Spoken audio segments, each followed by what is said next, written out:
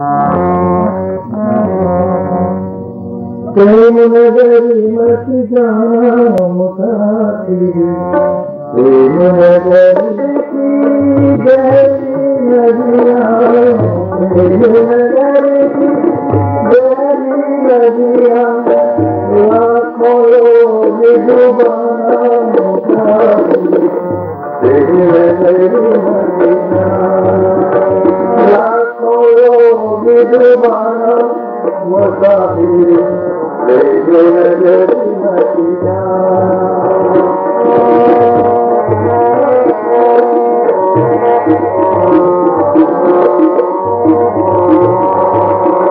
प्रेम नगरी की सौंदर्य परियां,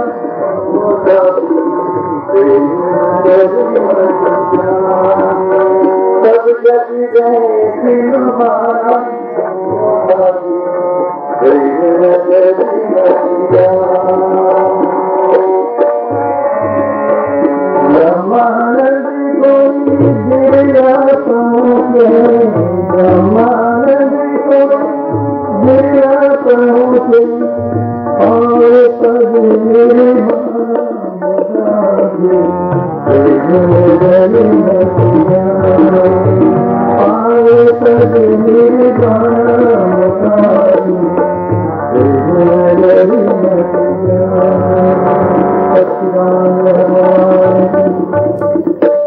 ये आत्मात्मक प्रेम,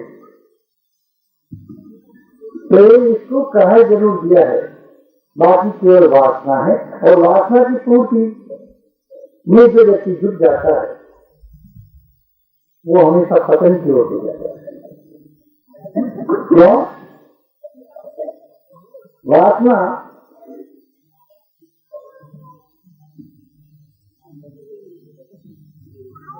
की पूर्ति जिस ढंग से होती, आपके पति पत्नी अगर पत्नी की ईट की मात्रा उतार दो तो क्या हो जाता है? पतन। केवल ईट की मात्रा लगने से ही वह जयलक्ष्मी के रूप में होती है और धनी के रूप में होती है। बाकी जब ईट की मात्रा अगर हटा दी जाए तो सीधा पतन। वासनात्मक दृष्टि जो है वो पतन की ओर ले जाएगा। बाकी तो मीरा ने कहा ही, मीरा ने सच कहा है,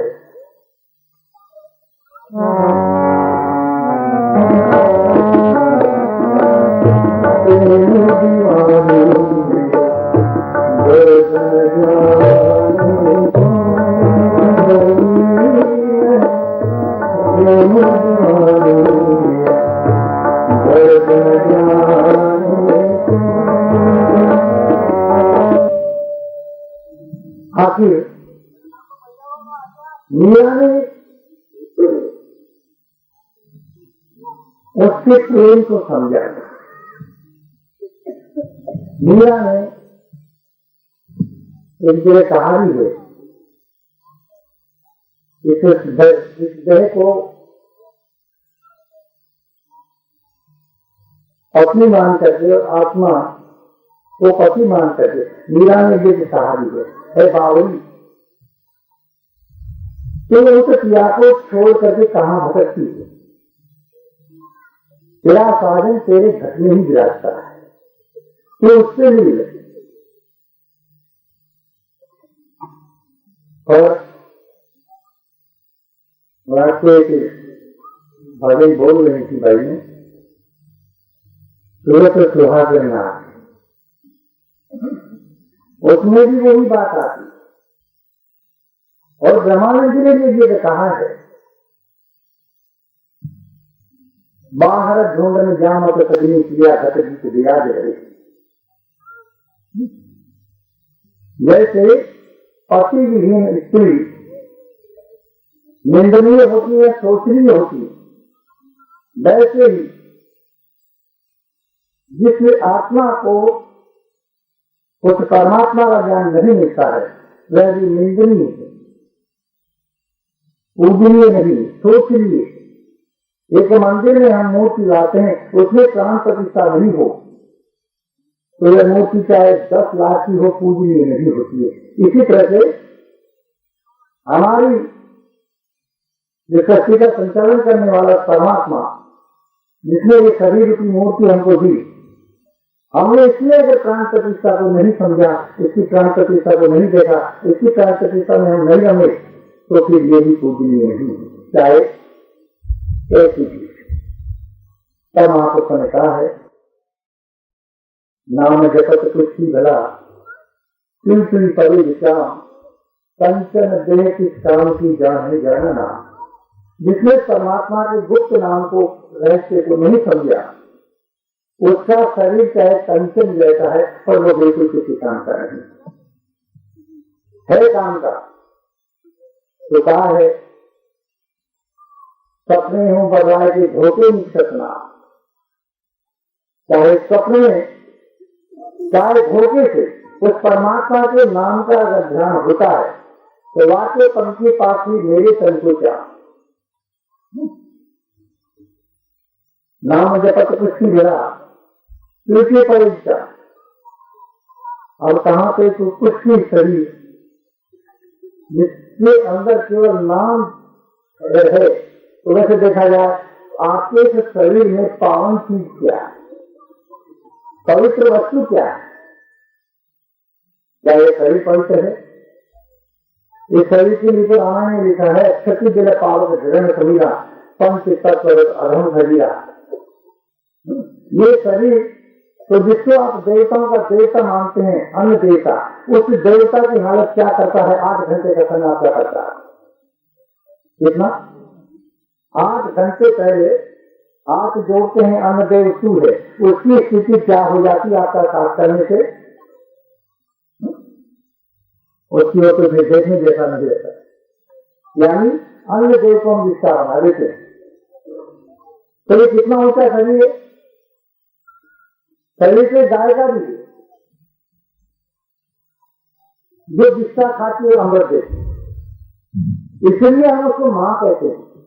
गाय माता, गौ माता है। क्यों? कि वो खोटा खाती है और खरा देती है, विस्तार खाती है, अमृत देती है। और हम पकवान खाते हैं और विस्तार बनाते हैं। तो इस शरीर में पावन चीज क्या, पवित्र वस्तु क्या है? जब तक आपके शरीर में परमात्मा का पावन नाम है, परमात्मा का पावन रूप है, तब तक आप पूजित हैं, आप उच्च हैं। और जिस रोज इसमें से परमात्मा का पावन तत्व निकल जाए, उस पावन परमात्मा का नाम निकल जाए, उस रोज आपको उठाते ले जाने वाले, आपके ही अंश से उत्पन्न होने वाले वह सज्जन नहा धोकर के घर में आते हैं। जलाने के लिए जब ले जाते हैं तो नहा धोकर के घर में आते हैं, यानी आप अपवित्र हो गए। पवित्रता कब थी? जब आपके शरीर में परमात्मा का पावन नाम था, उस परमात्मा का पावन तत्व था, तब तक आप अपवित्र थे। तो समस्या वहां है। आदमी लेता है,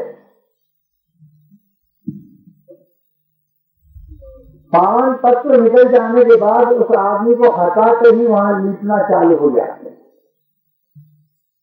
हो करते जाएंगे और वहां लीपना शुरू कर देंगे,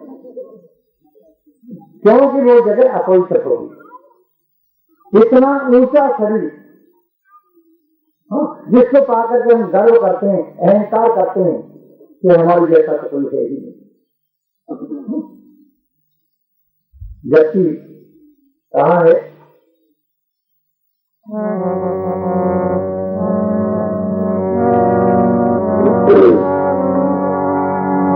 प्रति चरण की बने पगर की नौबत बने नजारा, प्रति चरण की बने पगर की नौबत बने नजारा। नारी तेरी चाल कटकावे, नारी तेरी चाल कटकावे, जल बल होती अनारा, मजे दिया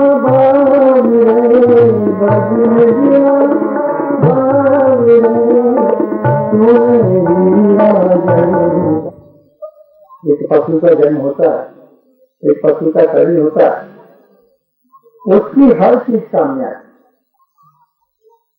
यहाँ तक उसकी हड्डी में से जो कैल्शियम निकलता है, उसके कैल्शियम के इंजेक्शन बनते हैं, आंख काम में आती है, आंख की ताक बन जाती है जो वाद्य यंत्र के काम में आ जाती है। यहाँ तक इसके चमड़े के जूते पहन देते हैं, यहाँ तक इसकी हर चीज काम में आती है, ब्लड उसका काम में आता है, चमड़ी काम में आती है, हड्डी काम में आती है। बाकी आपके तो शरीर की क्या चीज ऐसी है जो आपके सामने आ जाती है? कोई चीज सामने आने वाली नहीं। फिर भी हम इससे अहंकार करते हैं, हम इससे बड़े इसको संवारते हैं, है ना।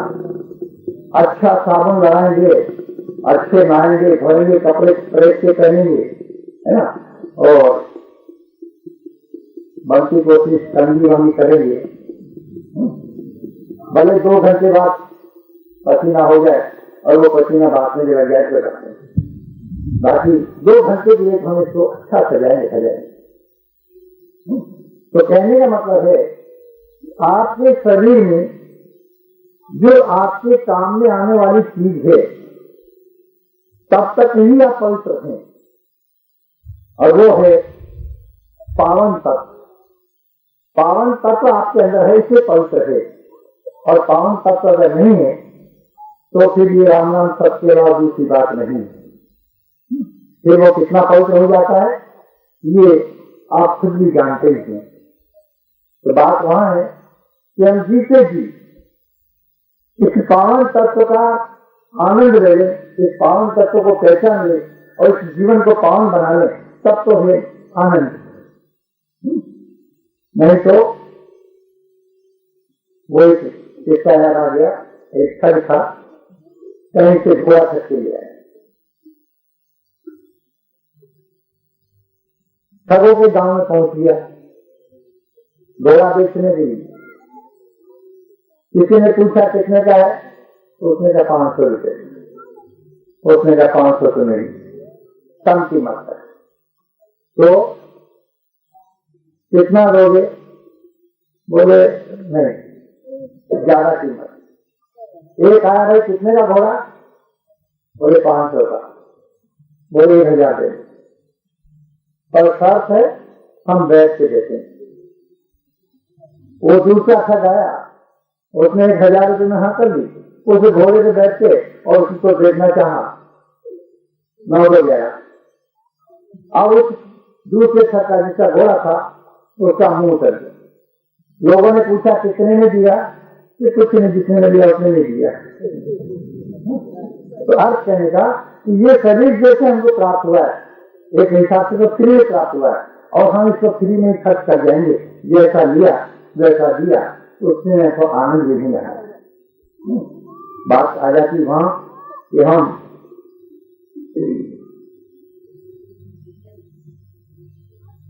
बाबा बने कैसे, क्या बने कैसे? बाबा बन जाओ। अब बाबा बन जाओ तो बाबा बनोगे कैसे? मैं बाबा बनने का कहूं तो तुम लखपति बन जाओगे, और अगर मैं कह दूं कि लखपति बन जाओ तो तुम बाबा बन जाओगे।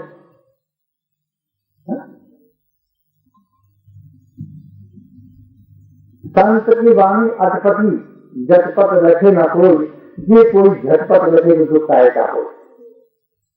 बाबा बन जाने का कहूं तो तुम लखपति बन जाओगे, और लखपति कैसे बन जाओगे? भजन करोगे, अभ्यास करोगे तो वो और धन तुम्हारा बढ़ जाएगा। इसलिए तुम वहां जाओगे तो लखपति बन के जाओगे, और जब लखपति बनने का कह दूंगा तो तुम खाली हाथ जाओगे, फकीर बन के जाओगे। तो बात वहां है कि हम वास्तव में बाबा बने, फकीर बने, तब तो मजेगा ही, और नहीं तो लखपति करोड़पति बनने से कोई काम करने वाला नहीं। क्योंकि वो तो खाली हाथ होंगे तो वो बड़ी लपट हो जाए। वो इस जन्म में लपटी है, बाकी शरीर छोड़ने के बाद तो उनके हाथ में या मुंह में या कहीं भी 1 रुपया के 10 पैसा के 5 पैसा चवन्नी रखोगे वो भी छीन लेंगे और रस्ते में आधे में फेंक देंगे। बाइयां हैं कभी गहने गहने फेंक के चली जाए तो वो भी सोचने की बात नहीं, रस्ते में उतारने में नक्की कर देंगे। तो कहने अमरधन जो है वो आपका अपने पास, उसकी कमाई अगर हमने की तो हम लखपति बन जाएंगे, बाकी कुछ होने वाला नहीं। इसलिए ग्रंथ भी कहते हैं, पंथ भी कहते हैं, किसी महापुरुष की शरण में जाए और भजन की युक्ति को प्राप्त करें, सुमिरन की तरकीब, सुमिरन की युक्ति विधि प्राप्त करें और फिर इस संसार की कारागार में, जेल में, कर्म रूपी जेल है, इस कर्म रूपी जेल में कर्म भी करते रहें और सुमिरन भी करते रहें तो हम आराम से, वैसे जेल कह दिया तो भी कोई बात नहीं, संसार जेल ही है। कृष्ण का जन्म भी कर्म बंधन रूपी जेल में हुआ है ना। कृष्ण का जन्म जब हुआ तो यशोदा जी को अलौकिक प्रकाश का आभास हुआ।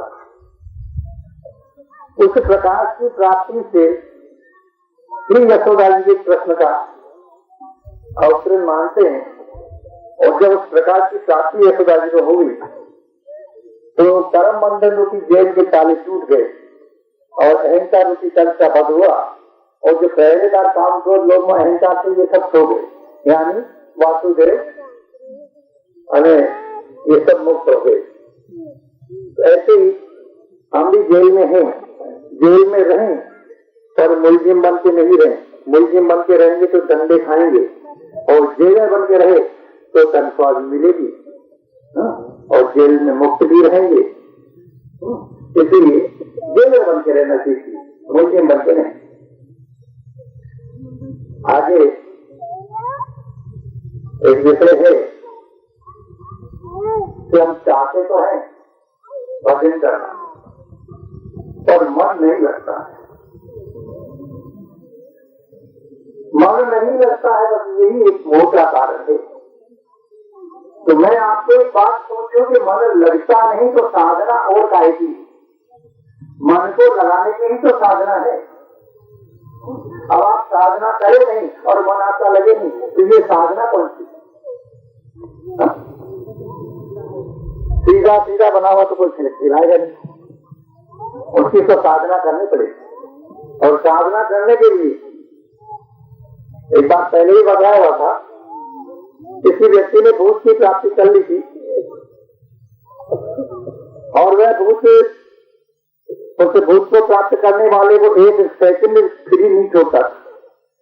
कैसा ही काम होता वो एक क्षण में करके रास्ता बता, तो उसे भूत से दुखी होकर के और वह किसी संत के पास में चला गया, महापुरुष के पास चला गया और उसको कहा कि साहब मुझे भूत से पीछा छुड़वा।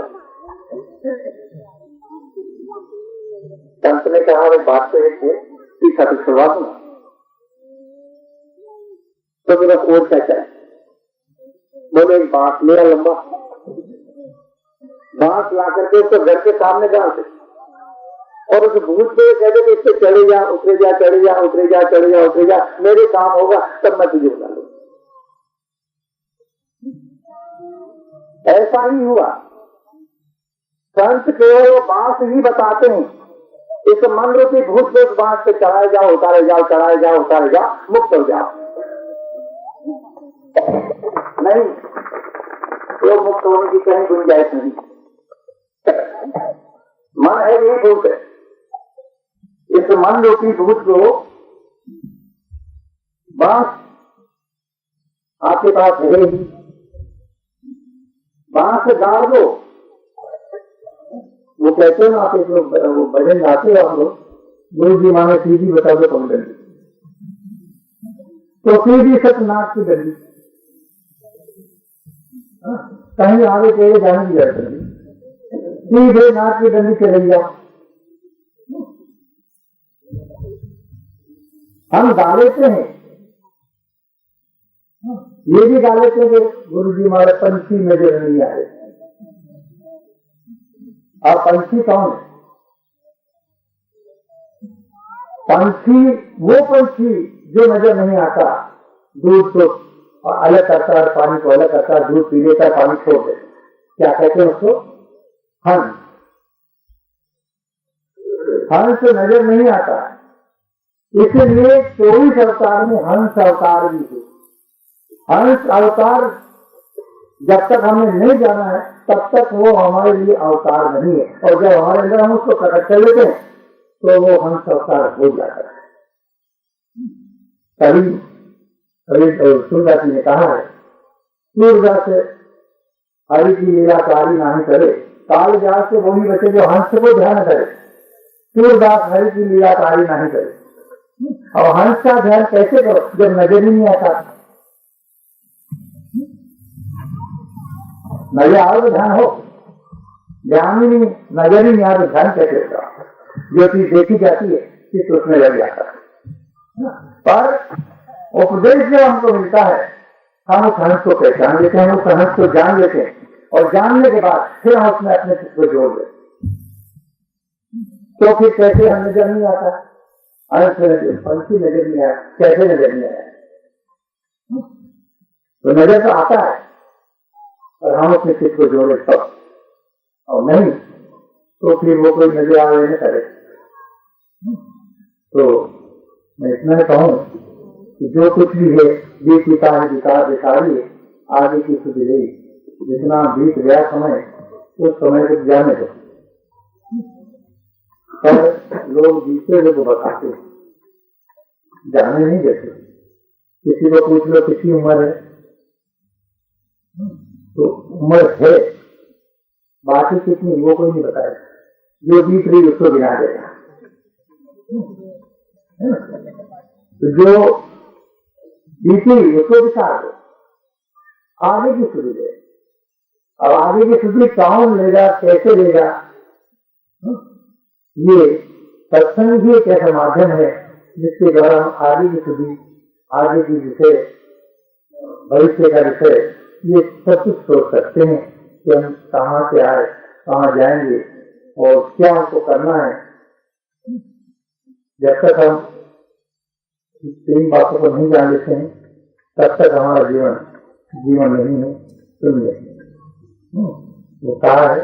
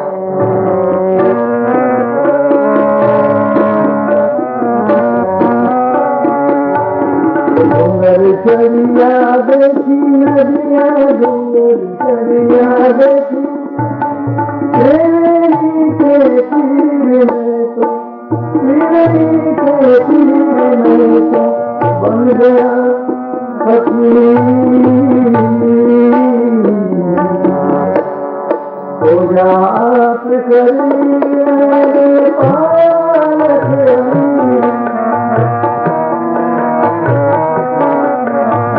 बन गया पति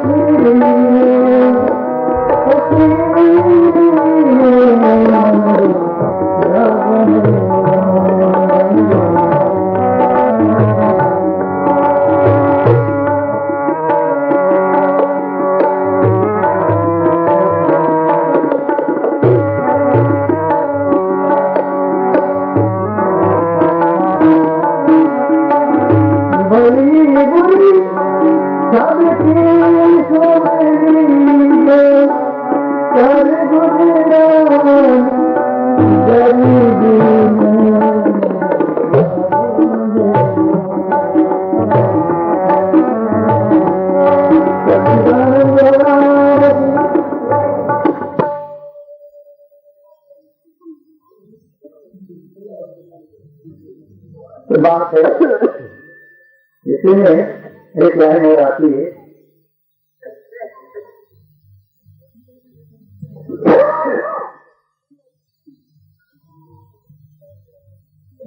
प्रेम नगर की रहन हमारी। अब प्रेम नगर दो आंख से ऊपर। कहाँ है प्रेम नगर? हमारी दोनों आंखों से ऊपर का स्थान जो है वो प्रेम नगर है। उसको सतलोक भी कहते हैं, उसको ब्रह्मरंध्र भी कहते हैं, उसको हृदय भी कहते हैं, हृदय भी कहते हैं।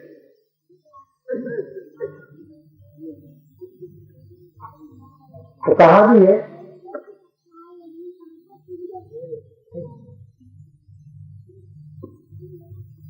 किसी ही गुरु को कहते हैं गुरु जी माने छोड़ मत जाओ एक, अथवा चालो गुना सार दे। कहाँ देश है गुरु का? देश तो यही हिंदुस्तान, और हिंदुस्तान तो देश गुरु का नहीं। गुरु के देश में तो भूचाल भी नहीं आता, भूकंप भी नहीं होता। एक बार एक जगह एक संत को जीने के लिए बुला लिया था। तीसरे मंजिल पे भोजन की व्यवस्था रखी है। योग से ऊपर सीढ़ियां चढ़ने के लिए एक आदमी अगर इधर से जाए तो दूसरा उधर से नहीं आ सकता। अर्थ कहेगा एक ही आदमी का आवागमन हो, ऐसी जगह सीढ़ियां। योग से जीने बैठे और भूकंप आ गया। भूकंप का झटका लगा तो लोग दौड़ दौड़ करके नीचे आने लगे। तो कुछ तो नीचे पहुंचे, कुछ बीच में ही अटके, कुछ सीढ़ियों पे ही अटक रहे। बाकी संत को देखा तो वो वहीं बैठे। आखिर जब भूकंप का झटका तो मिनट 2 मिनट का होता है, वो सब शांत हो गया। लोग वापिस ऊपर आए और फिर महाराज से पूछा, महाराज हम तो सब भगे, आप क्यों नहीं भगे? महाराज ने कहा भाई भगा तो मैं भी था, पर तुम भगे थे तो सबने देखा, और मैं भगा किसी ने नहीं देखा। मैं ऐसी जगह भगा जहाँ भूकंप नहीं था, और तुम जहाँ से भगे जहाँ पहुंचे वहां भी भूकंप था। अर्थ कहेगा वो कहाँ भग गए थे महापुरुष? दोनों आंखों के ऊपर। भागवत का कैसा है? संसार की जंगल में जब आग लग जाती है तो चूहा कहाँ घुस जाता है? डर में। जो डर में घुस गया वो चूहा साबित रह जाता है, उसका कोई बात आता नहीं होता। और जिसने उस डर में प्रवेश नहीं किया बस वो स्वाहा। तो मोटी बात है कि हम अपनी दोनों आंखों के ऊपर जो सुरक्षित स्थान है हम उसको जाकर बैठे और ऊपर बैठ करके आनंद लें। उसी आनंद का नाम है सच्चिदानंद, उसी आनंद का नाम है ब्रह्मानंद, उसी आनंद का नाम है परमानंद, और उसी आनंद का नाम है अखंड आनंद। ताकि जब ही हम प्राप्त कर सकते हैं कि जब हम किसी महापुरुष की शरण कर जाए और जाना चाहिए। अगर किसी ने महापुरुष की शरण नहीं गई है तो जरूर जाना चाहिए, क्योंकि रामायण में लिखा है दीन गुरु बहुवी सरे न कोई जी जीवन की संकर को न कोई। चाहे वो संकर भगवान जैसा हो जाए और चाहे ब्रह्माजी जैसा हो जाए, और बिना गुरु के बहुत सारे पार नहीं जा सकता है। इसीलिए हमें अहंकार को छोड़ करके, चाहे वो जाति अहंकार है, चाहे वो पद का अहंकार है, चाहे वो धन का अहंकार है, चाहे वो बल का अहंकार है, इन्हें सभी अहंकारों से रहित होकर के किसी भी महापुरुष की शरण में जाना चाहिए और सत्य की प्राप्ति करनी चाहिए।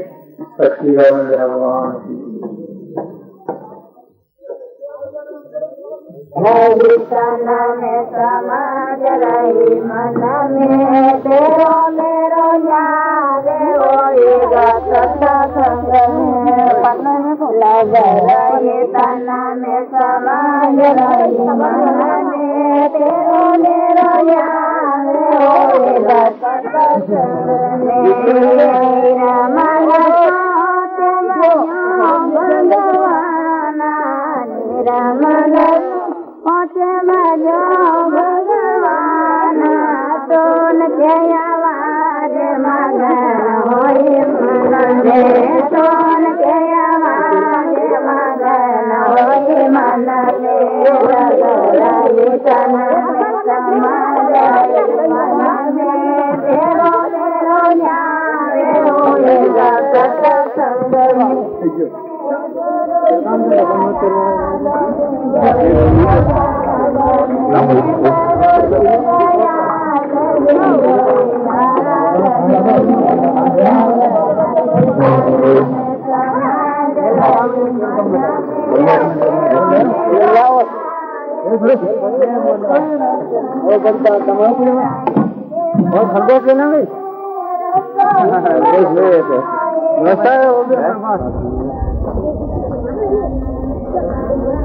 काट देगा तो सबरू मत लटकाएगा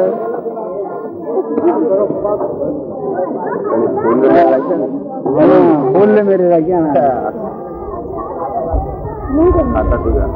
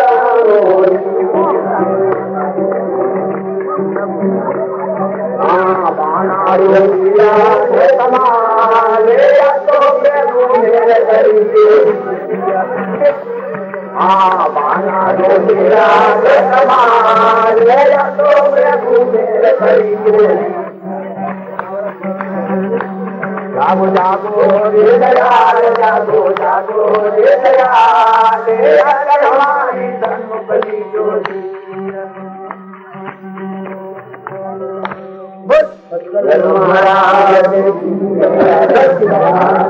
महाराज